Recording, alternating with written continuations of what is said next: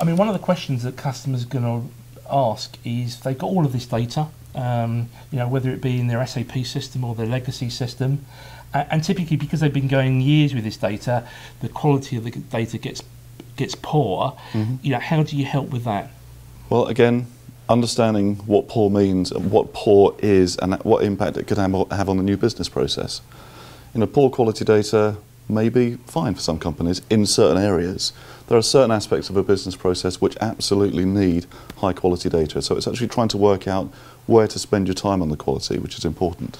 And how do you measure that? Do you go in there and look at the data they've got and go, well, this is okay, this data's not so good, this data's very, very poor.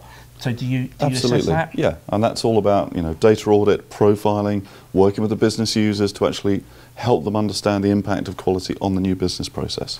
Once you've assessed that, how then do you actually start to improve that quality? So again, it's working on the data design of the new SAP application. So I'm rolling out SAP or I'm doing an upgrade or consolidation. What does good look like in that system? And then it's transforming what you've got against what it should look like.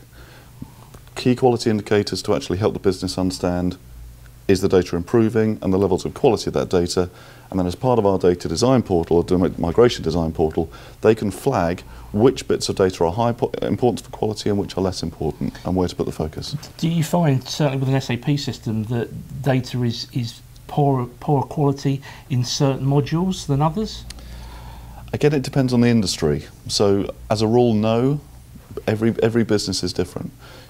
Typically, customers, vendors, materials are the most important areas to get right, and we have sort of techniques and solutions for actually helping customers through that pain.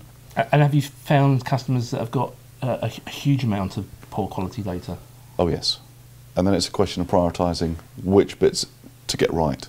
If I've got 10,000 vendors, I only want to improve the quality of the ones in the first phase where I'm spending the most money, or focusing on customers which are my primary tier 1 customers. And again, it's part of our approach and profiling techniques to actually help them identify what bits to focus on.